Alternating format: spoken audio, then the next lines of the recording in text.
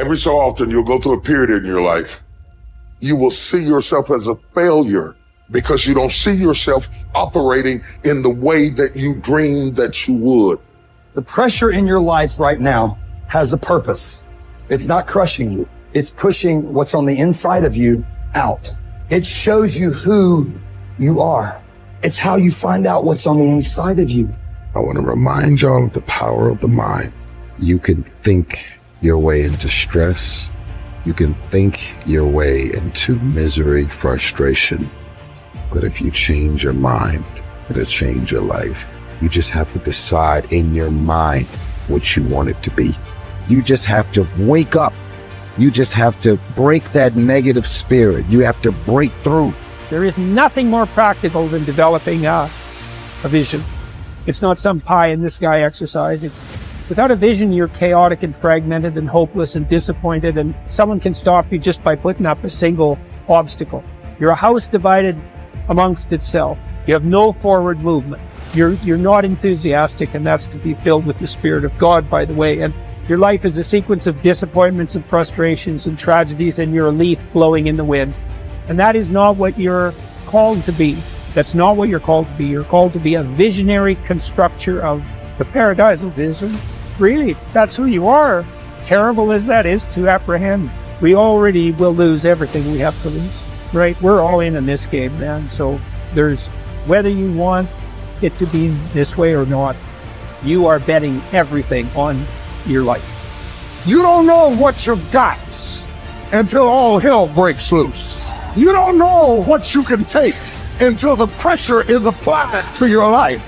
You don't know what you can endure until people stab you in the back and walk away from you. You don't know how much courage you have until you've been under fire and under struggle and under tribulation. Just as nature takes every obstacle, every impediment, and works around it, turns it to its purposes, incorporates it into itself, so too, a rational being can turn each setback into raw material and use it to achieve its goal. You can make anything very tough for yourself, or you can do anything playfully. There is nothing really tough or easy. It is the way people experience it that something becomes very tough or something becomes a joyful process. If you make light of yourself, life will never sit heavy upon your heart. It will be light. But you think too much of yourself, everything will become difficult. Sitting, standing, somebody looked at you like this, so much difficulty, isn't it? Somebody did not look at you, so much difficulty. This is because you have made yourself bigger than what you are.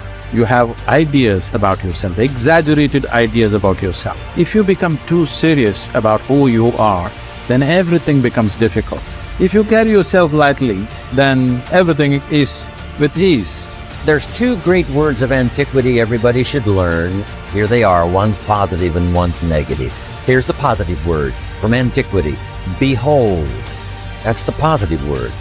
Behold the possibilities, behold the opportunity, behold the future and give it design. Behold and look at the chances you've got.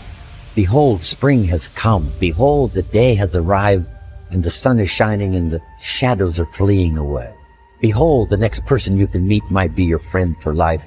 Behold, the next person might be a colleague forever. Behold, that's the positive word, behold. Now, here's the negative word, beware.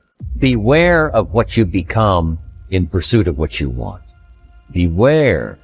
All of our lives we have to deal with behold and beware. When a kid goes to school, it's behold the opportunity and beware the dangers, behold and beware. So beware of what you become, pursuing what you want. Some things I went for in the very beginning cost me too much. I got so obsessed with some things that I found out later the price was too big to pay. If I would have known better, I never would have paid. But sometimes we learn when. So don't become so obsessed with something that you lose your sense of reason or it costs you your friends. Don't be so obsessed with something that you compromise your virtues and your value. The story says Judas got the money. You say, well, that's a success story. No.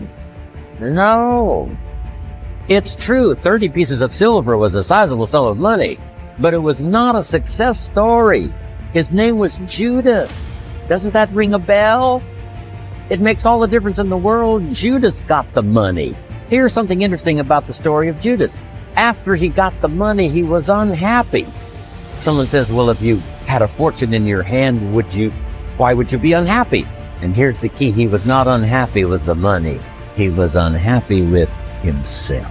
Here's a key phrase. The greatest source of unhappiness is self-unhappiness. It's not from outside the things that make us unhappy.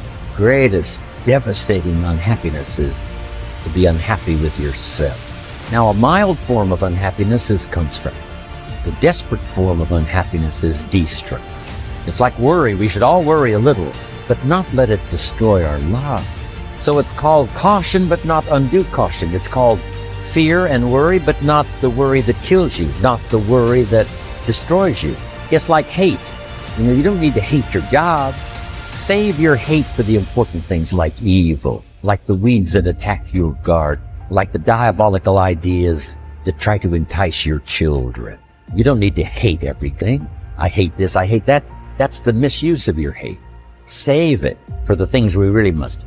How long are you going to wait before you demand the best for yourself and in no instance bypass the discriminations of reason? You have been given the principles that you ought to endorse, and you have endorsed them. What kind of teacher, then, are you still waiting for in order to refer your self-improvement to you? You are no longer a boy, but a full-grown man.